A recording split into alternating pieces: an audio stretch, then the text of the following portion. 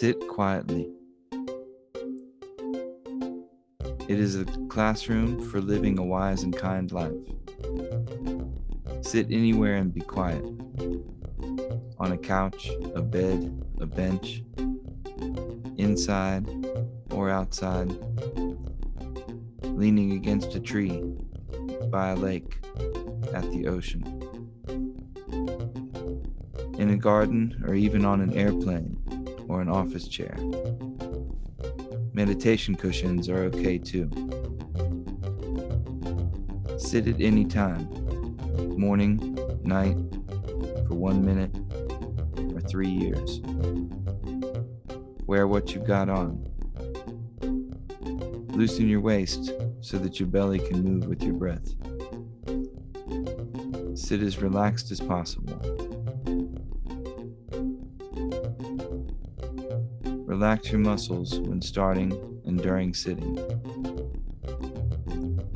Sit with your back straight, but not stiff. Keep your head upright with your ears level. Only take a posture that you can. All postures are okay. Do what you can do. You can keep your eyes slightly open and out of focus, as closing them will make you sleepy and sometimes busy. Opening them wide will keep you busy as well. Breathe naturally through your nose and enjoy your breathing. Feel your breath. Watch your breath. Become your breath.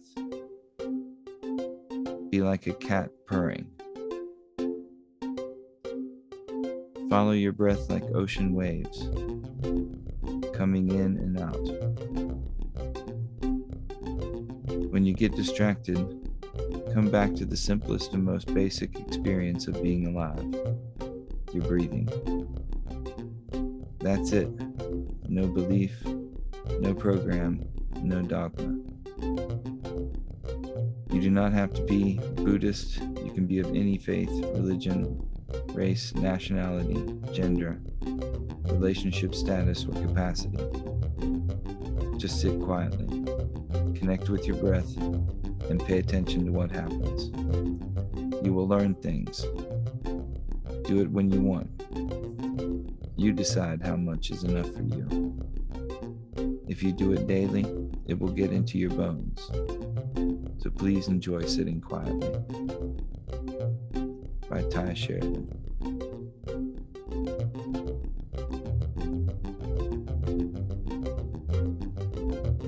Hello, and welcome to the show. Mr. Ego and the Feral Monk. Thank you for joining us as we wrap up our first season. Today, we're going to expand our conversation about meditation and the breath, breathing. Basically, we touched on different types of meditation in that last episode. And so this one, we're just kind of wanting to delve into how to meditate, how you're supposed to sit, how you're supposed to breathe, and, what's supposed to happen. A lot of inner chatter that goes on when I meditate, and I think that was one of the misconceptions I had. Should I silence that chatter, or should I just let it be? So, yeah, I'm going to talk about those things. I'm going to also describe and practice a breathing technique called swear or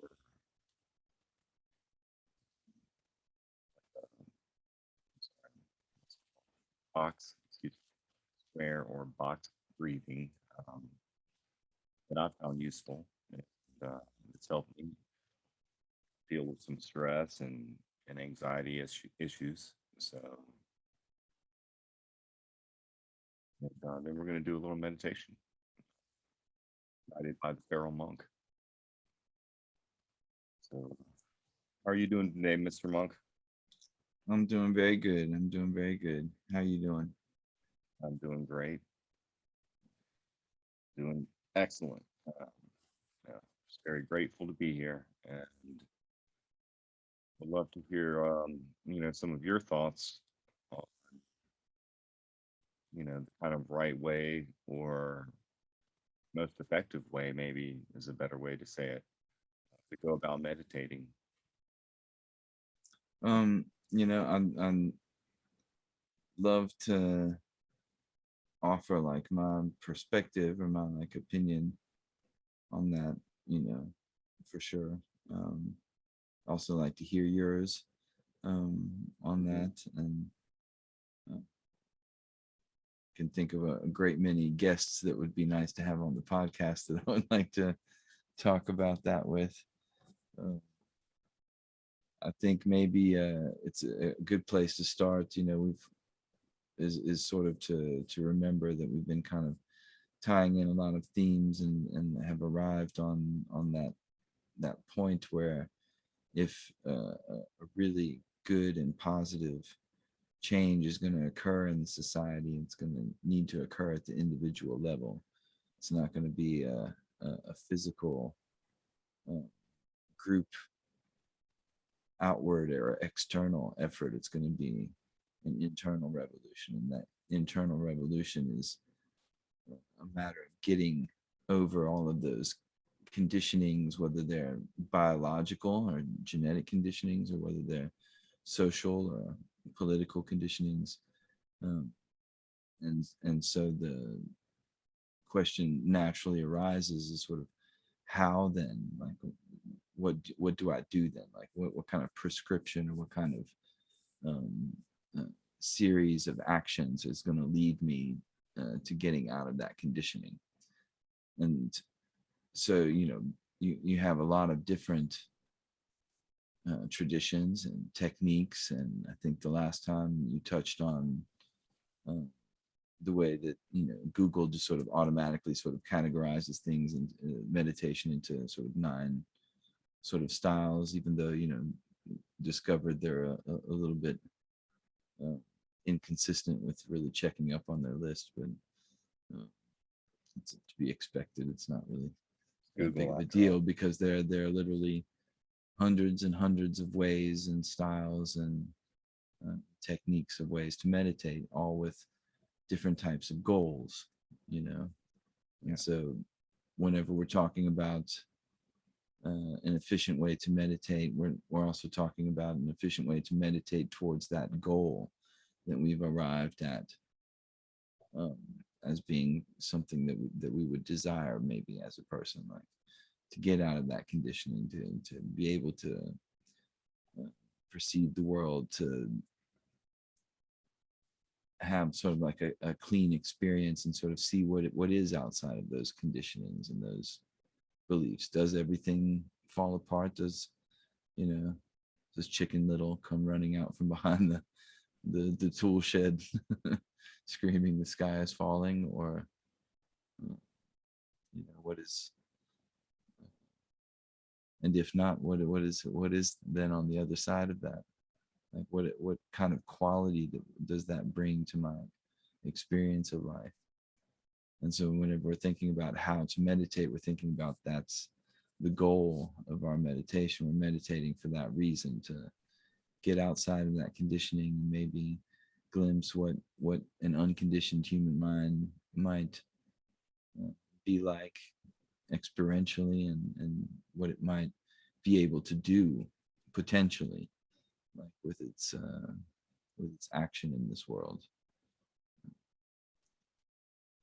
And yes, so whenever whenever we consider that, uh, I just wanted to add that little part in there, just because, if your goal is something else, if your goal is simply to relax, then you have a host of meditative exercises that are focused on relaxation, where you can achieve, insanely deep states of muscular relaxation or of mental relaxation, you know but if or other goals.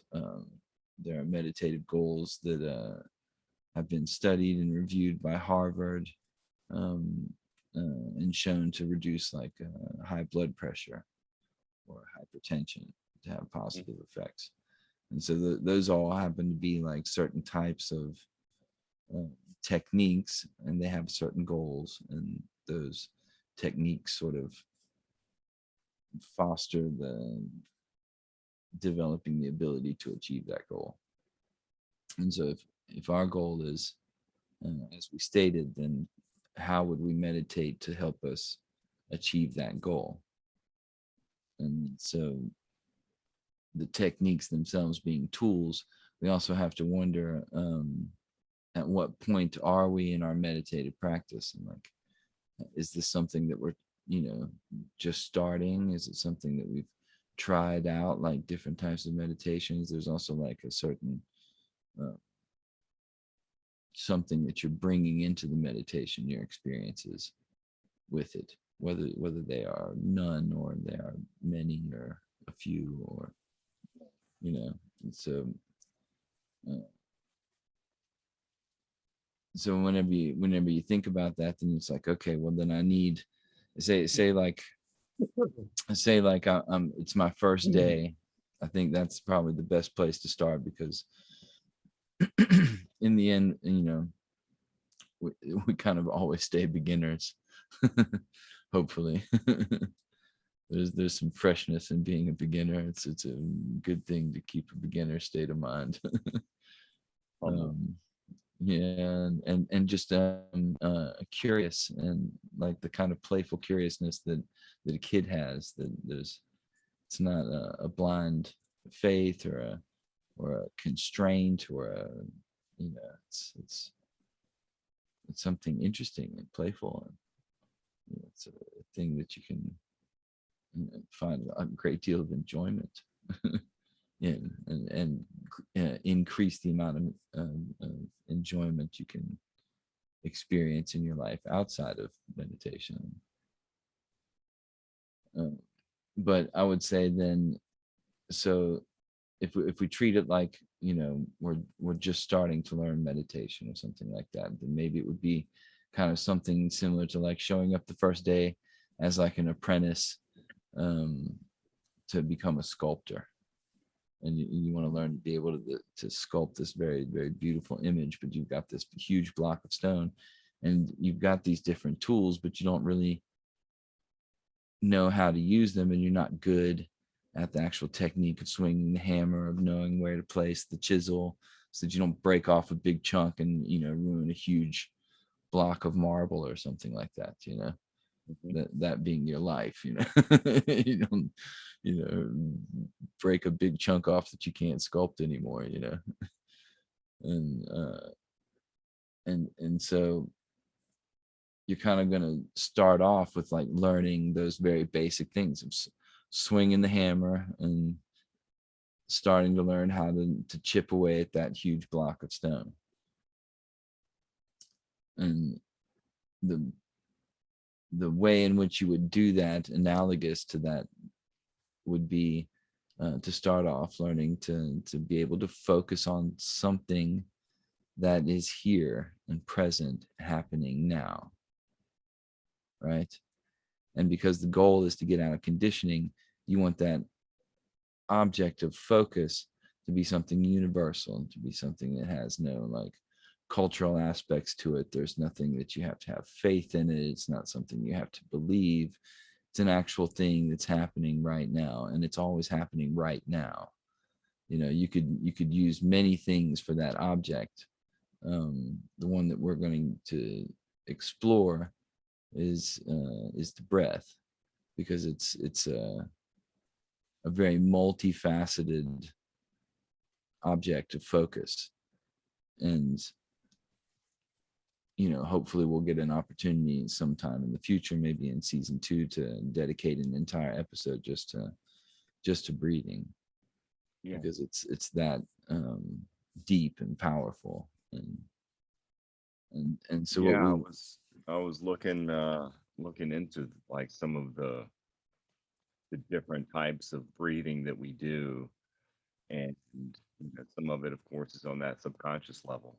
You Mm, It happens without our thought, but mm, then there's the kind of breathing that is controlled, by our thought, yeah, and that separates us from like the birds and the reptiles.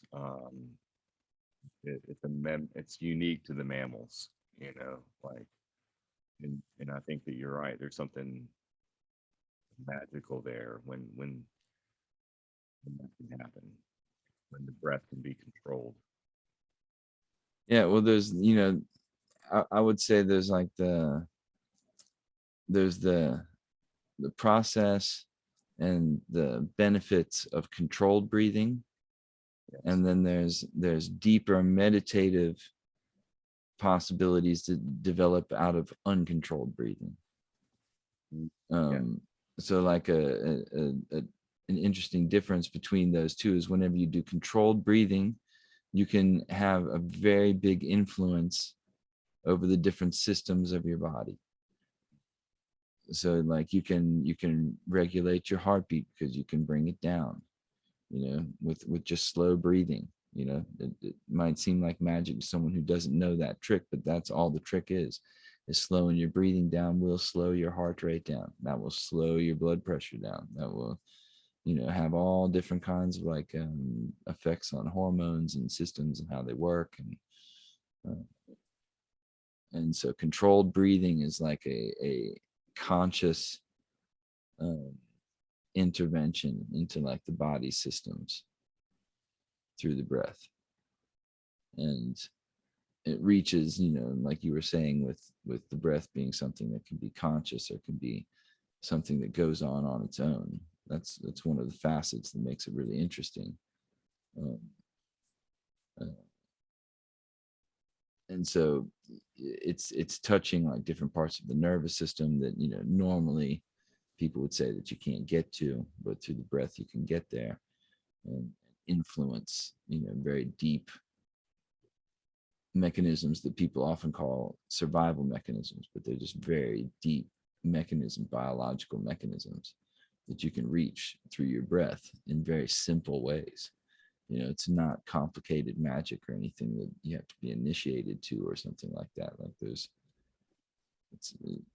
very simple breathing, like the box breathing that you're going to present us with. That all of those types of breaths and stuff, they have these kinds of effects in the body. Any type of conscious breath that you do that is expansive or has rhythm to it is going to touch all of those systems. Yeah. It's one of the interesting things. But whenever you then leave it uncontrolled, then you're going into the meditative side of it because it's uncontrolled. You're allowing all of those subconscious reactions and things to come up. It's because you're allowing your breath to change, reflecting all of that mental activity. And so you're using it in a certain way at that point. You're saying, okay, maybe you're coming home from a busy day, and first you want to calm the surface waters down so that you can have a chance to then get a little bit deeper into your meditation, whatever that goal of that meditation is. And so that would be kind of like a procedure that you would have. You would come home first, you would do some type of breathing exercise that's controlled, touch all those systems, get them into a good state, and then say, okay, now I'm going to let the breath go. And as I let it go, I'm going to remain aware of the different subconscious impulses and dialogues and things that come up because I'm using it intentionally as a means to stoke the conditioning to reveal itself. Like I'm trying to allow it to play on, thinking that it's not being witnessed at the moment. I'm going to watch it. Yeah. Absolutely. What do you think? You want to dive into it? Into the box breathing. Yeah. Yeah. Okay. Let's do that. And I'll preface this with, this is something that's helped me, um, you know, uh, just kind of get in the space to meditate and kind of like a warm up, if you will. And but I also find myself doing it now, you know, standing in line behind the person that's maskless at the grocery store, touching everything. Or person that cuts me off in traffic, as I'm driving down the road in the highway, it almost kills me. Rather than react, I start to just focus on the breath and this simple exercise. Basically, it's just four little steps, and it starts out with with just kind of getting in that place where you can breathe, notice your breath. And you breathe in for 4 seconds, and then you hold that breath for 4 seconds. And when you hold that breath, you don't want to clench if you can uh, in your nose or your mouth, your jaw. Try to make it as fluid and smooth as possible. And then you want to exhale for 4 seconds. And then the last step is to hold that for 4 seconds before you start again with the inhale. And then you just repeat those steps for three times, about 3 times. We're going to try that right now. I think it would be interesting to maybe we do uh,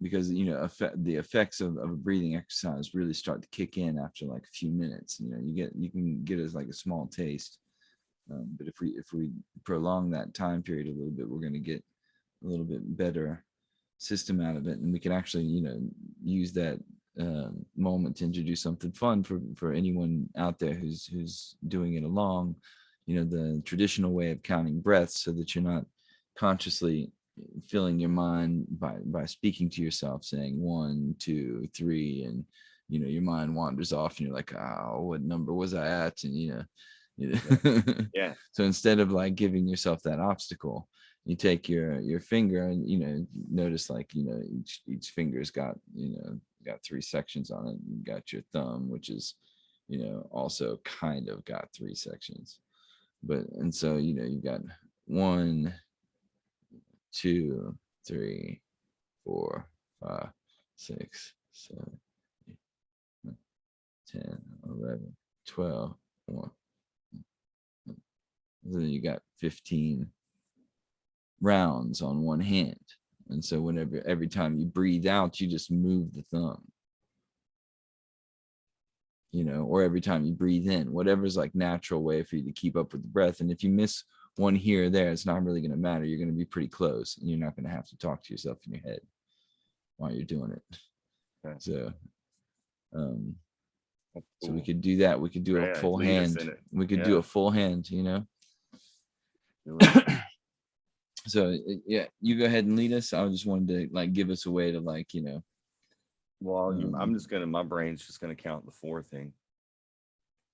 But yeah, well, well, that's what I mean is like leading us. You could actually count that out for the audience, like sort of repeat that a few times at the beginning, like, we're going in 2 3 hmm 4, hold, hmm yeah, okay. yeah. I'm gonna do that a couple times, and then just let everyone breathe on their own, Mm. and then let you you know guide us where we go in the meditation, if you want to, or we can just be silent I for think a I think while. we still we'll have something to talk about a little bit just after already just doing this simple Sweet. exercise, Okay. and Cool. then we can see where we go from there. Sweet. All right. Everybody ready?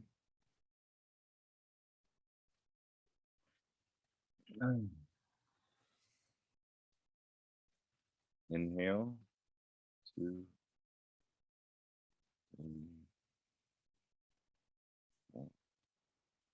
Hold. 3, 4. Exhale. 2, 3, 4. Hold. 2, 3, 4.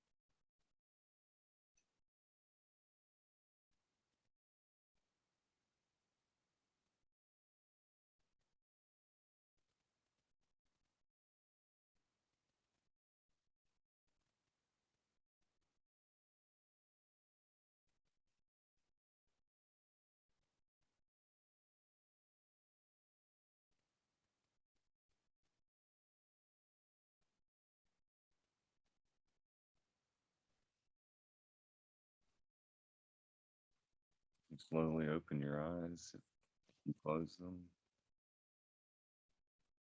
come back to the room.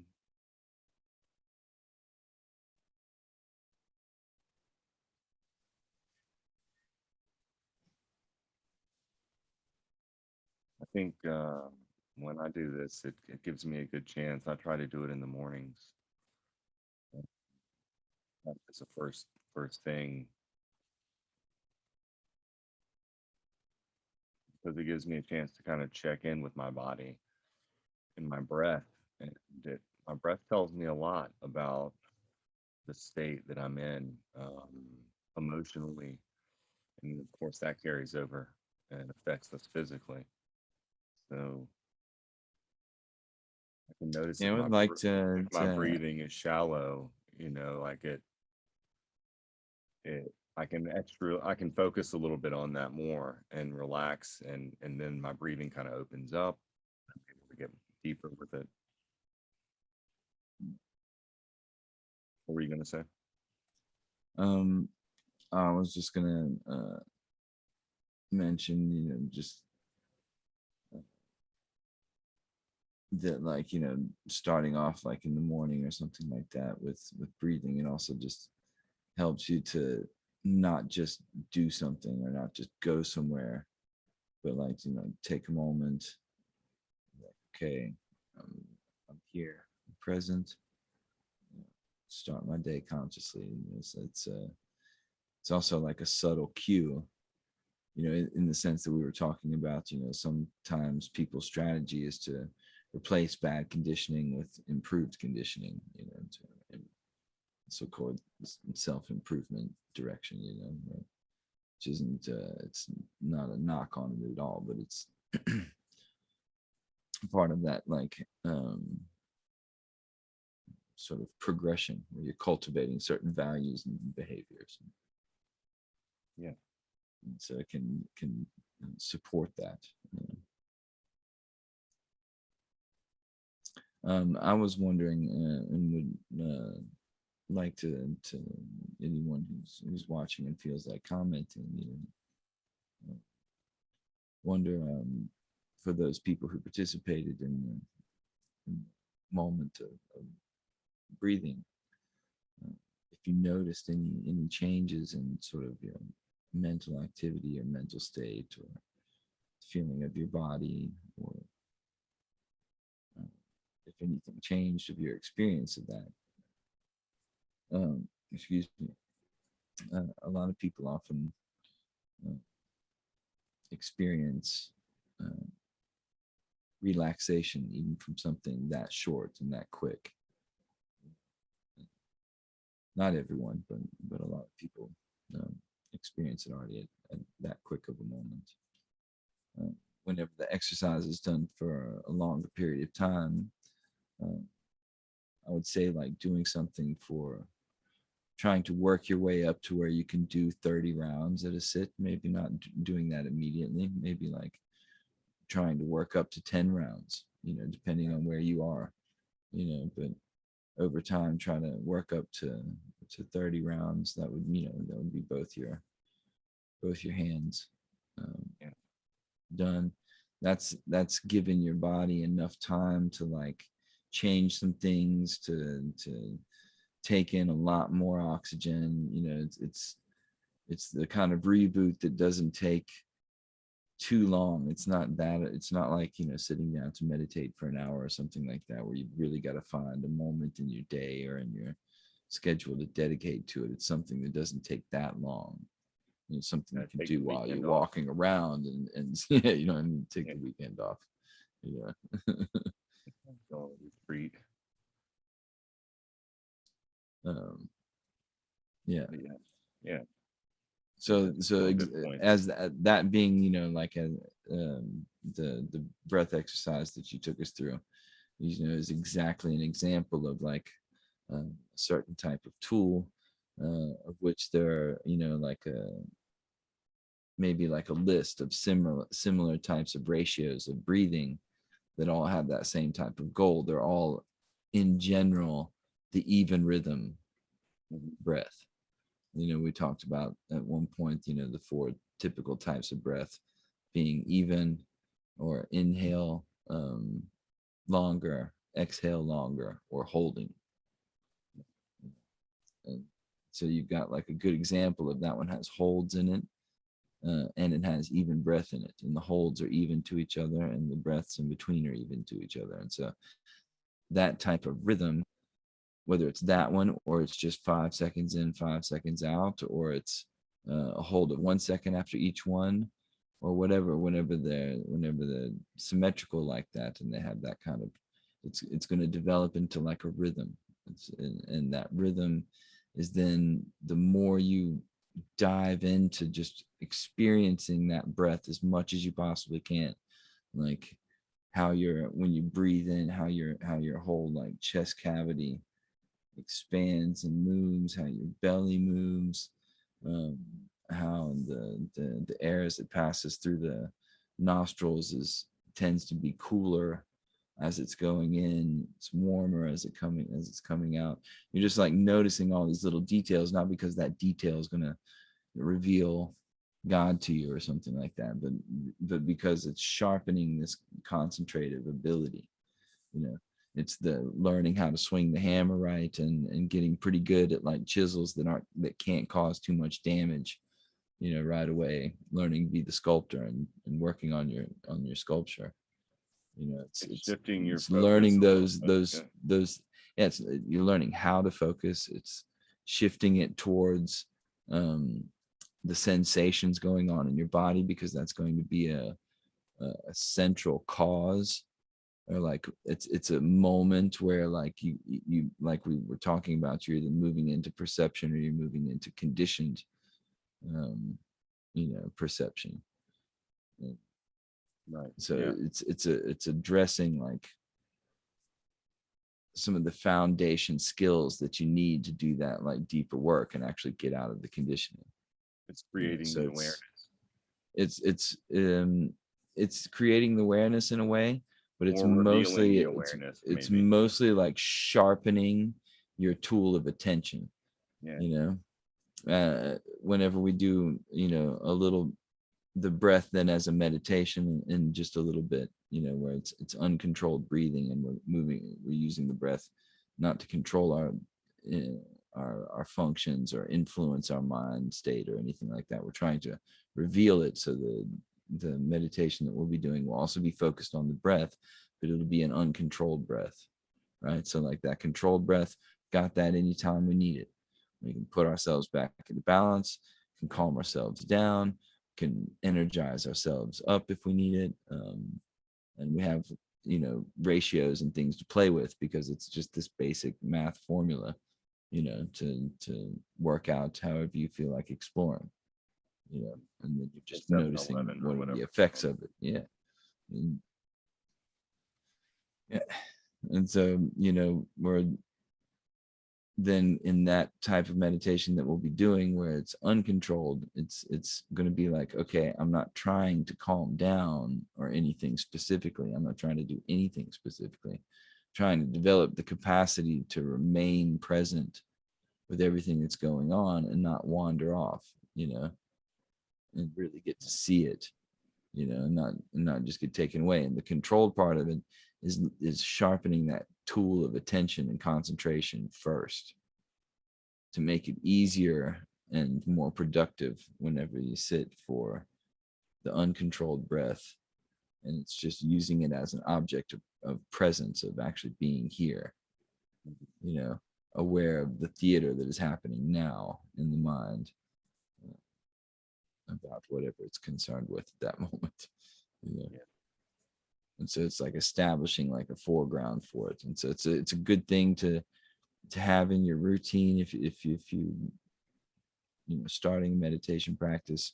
It's a good habit to already establish right away, um, while you're working out of the conditioning, to like sit down, do some controlled breathing, get yourself in a good state, then let the breath go, move into the meditative side of it, and sit quietly, but uh, with a little bit of orientation for your attention, and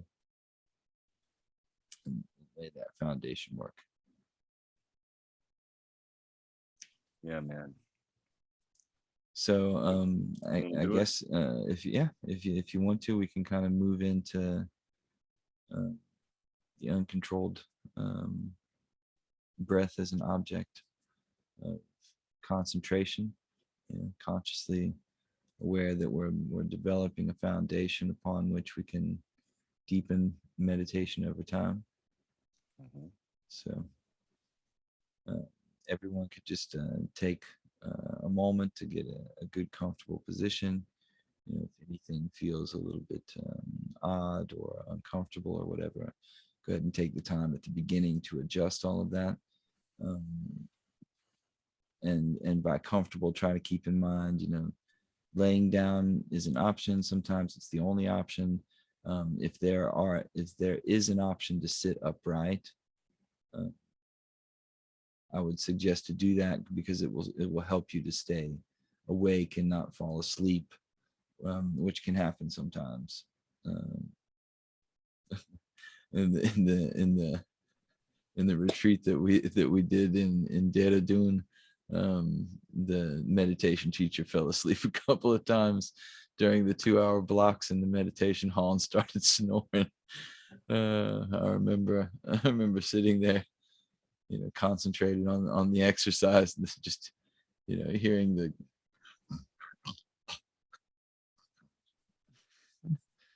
opening my eyes like, no way, somebody's asleep. And then I was looking around and I was like, who's asleep? Look up onto the stage. I was like, oh no, the meditation teacher fell asleep.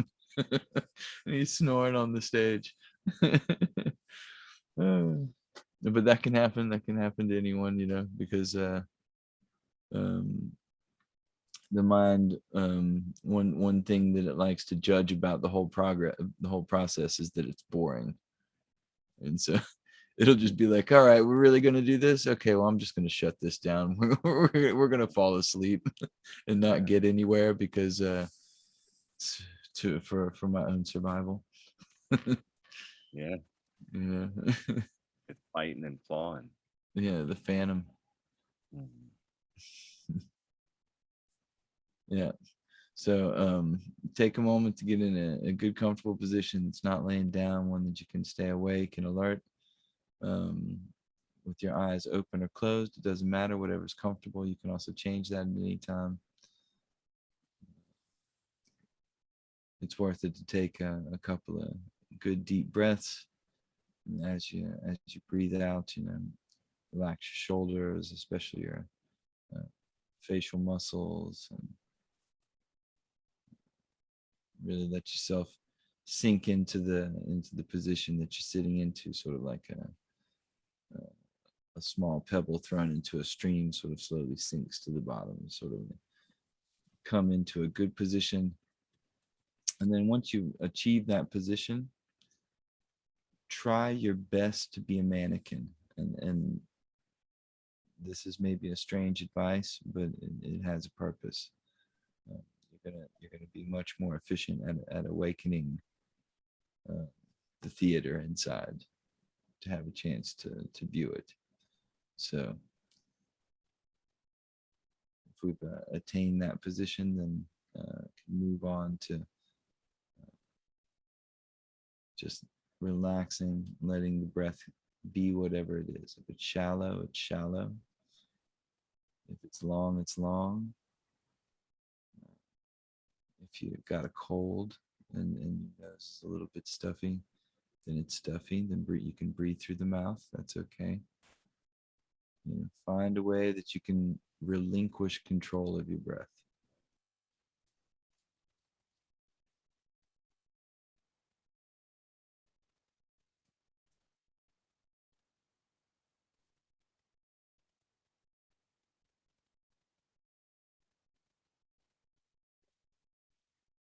So we're aware of the body expanding, however little or much it does as we breathe in, and as it goes out. We're not consciously interfering with it. We're allowing the breath to happen.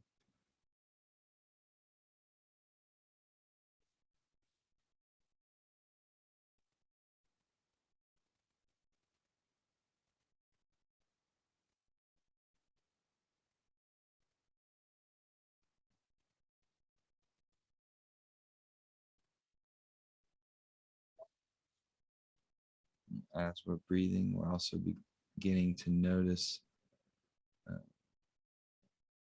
the different feelings, different sensations in our body,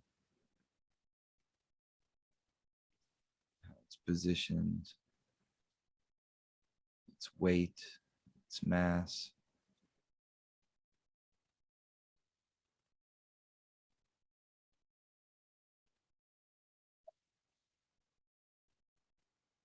The breath is coming in and out of its own, and the body is present.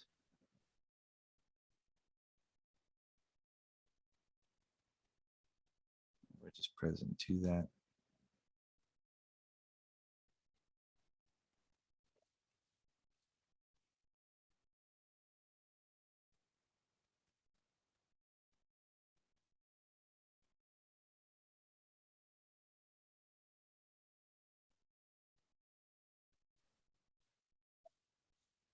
You might notice the mind darting around to different sensations, wanting to experience them one after the other, or more specifically, or just notice its activity. Notice if it drifts away into thoughts, into imaginations.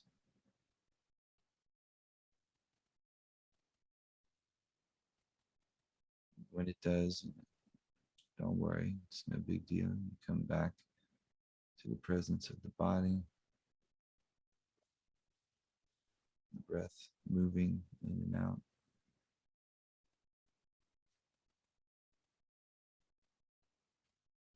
with no expectations,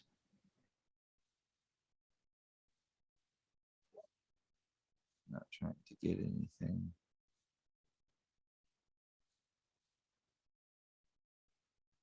not trying to be anything.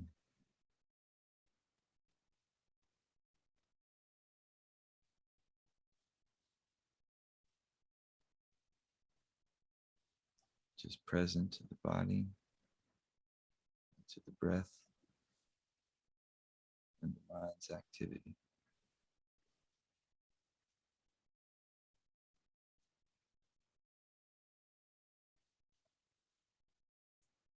Mind's activity isn't stopping you from being here.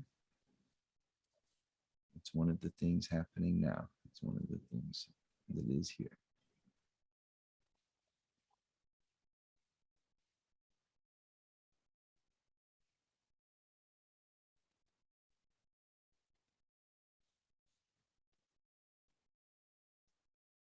going to take a deep, controlled breath as like a moment of refocus. Nice deep in breath. And then with that out breath, sort of reconsolidating your attention in the presence of the body, movement of the breath, the activity in the mind.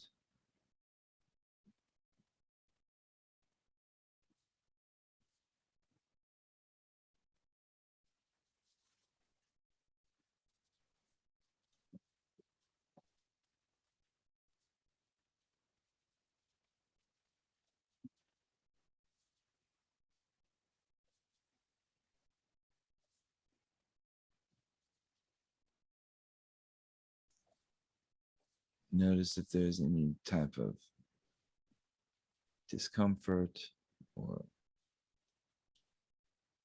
the mind's desire to change the position or the mind's desire to move on.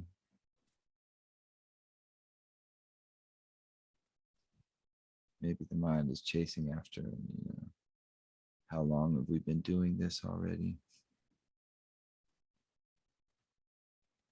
And we're just noticing all of these commentaries, and they're there, they can have their space.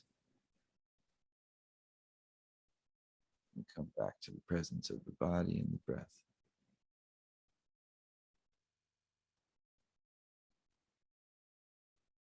Do it patiently, consistently, gently.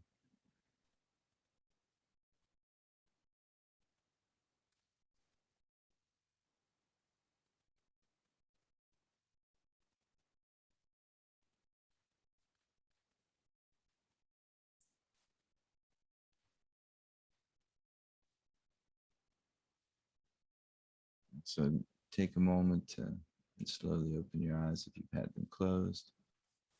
Or slowly let go of the exercise. Uh, It was intended mostly as a sort of a small exercise, a very simple exercise. Uh, One that I'm sure a lot of you noticed too, if you participated, is actually also a difficult one. The mind does talk a lot. It can seem imposing. Uh, the sensations in the body can invoke a lot of reactions of wanting to stand up or wanting to change the position or uh, watching pain suddenly develop in like the joints, like the knees or the ankles or the feet, or the feeling of it being almost exhausting to sit upright, and then sort of the mind, oh, we're too tired for this right now. Like it would be, we'll do this another time whenever it's, and it's important to spend that time using the body because it's not really a big deal. That's the funny thing about it. Like the mind makes a very big deal out of it. Yes, But you're just sitting down for a few minutes, being quiet and present. It's actually not a big deal. You know, all the time that you spend like throughout the day, maybe even standing in like, completely unergonomic positions, at cash registers and stuff, leaning on one hip, all the things that you do for time periods much longer than what you would dedicate to just sitting down cross-legged or in a chair or something for, you know, 10, 20 minutes, you know. yeah, And there's also, I mean, what's nice about the whole thing is and nice about yoga, it's a saying from someone I can't remember right now, but it's no matter what, no matter how much you do on the path, you get some benefit from it. Like you always will progress in some way, or you'll get some benefit from it. The the more you get into it and the more you practice it proportionally, the more benefit you receive from it. And so like an exercise like that can be frustrating because of the mind's inability to focus. But all that should be telling you is that that tool needs to be sharpened. That's the only thing that that it's really telling you. It's not saying anything about you as a person or your character or uh, what you are as a human being. None of the things that the mind might like choose to to belittle you or whatever or uh, but it's a good opportunity to already witness right in the beginning how the mind starts flailing around anytime you get close to something like this. It starts flailing around and causing all kinds of distractions and stuff. And just remind yourself that it's an awful lot. It's kind of like a politician. It's like, dude, you're doing an awful lot of yapping for me just sitting here peacefully for a few minutes, aware of my breath and body. Like, what are you hiding? Like, What are you selling? what are you selling? What game's going on here? Because What's your agenda? yeah, you're acting fishy. I'm just Maybe. sitting here for 10 minutes. Like, how difficult is it for a person physically to sit for 10 minutes and watch their breath go in and out? Can I But just get 10 minutes? whenever you do it, and you see all the stuff that start happening and start flailing, and you just decide, all right, flail, motherfucker, flail. Go ahead, dude, flop around, Yeah. do your best, like talk your game, whatever it is, Wear yourself out. every time I realize that you done hooked me again, I'm just gonna go back to my breath and my body, Yep. and over time that strengthens. And then once that is like strong, once you have the feeling like I can sit down and be extremely present in an unbroken way with my breath and my body, oh, then my friends, it starts to get real fun. Then you have Yeah, because you get hijacked less often. well, it starts to get fun like in meditation exploration too. Like you're moving out of the medicinal realm of meditation into the explorative realm, and it's just really fun. And there are a lot of states of consciousness that are possible. There are a lot of mysteries to go into, um, where you don't come out with concrete answers about the mysteries, but man, are they fun, uh, and worth diving into. Yes.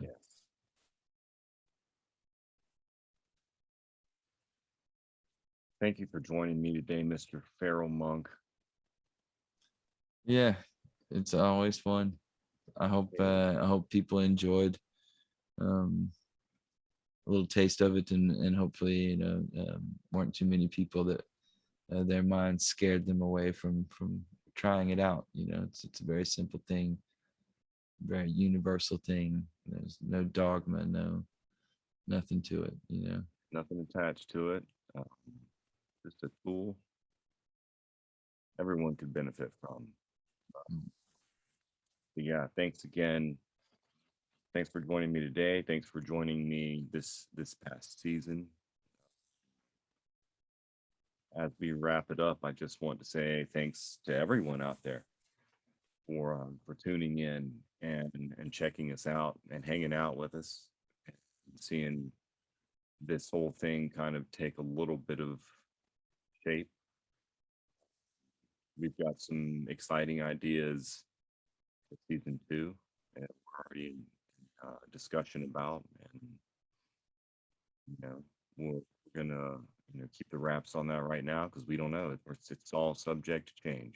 I don't want to be like, oh yeah, we're gonna do this, we're gonna do that. I don't know. So we'll see. Uh, but, hope everyone out there takes takes care of themselves and be kind to one another. Do you have any last reflections or remarks that you'd like to make, Mr. Monk? No, just a lot of gratitude. Very, very cool thing that's developed out of these conversations, and I hope some people out there have enjoyed them or been entertained by them or uh, inspired, or and I just appreciate everyone, every single person that tunes in and watches, and it's not something that's to be taken for granted, that anyone would want to take the time to look into these things. Yeah. It's not exactly like a mainstream popular type of thing, type of theme. It's become better It over is. time. It's definitely a lot better in the US than in a lot of places. There's a lot more people there. Yeah. But Yeah, just absolutely. feeling grateful for the whole situation, for everything that's going on, and everyone who tunes in, and Yeah, and I wanted to say, we're gonna put up some meditation videos for anyone that is interested. So keep an eye out. They will come out independently of podcast or any other medium that we're doing right now. But yeah, gonna do some of that. Uh, create some good music, some pleasing landscapes. Yeah, so I hope you guys will keep in touch, subscribe, uh, take care of yourselves once again. Thanks. Mystery Go out.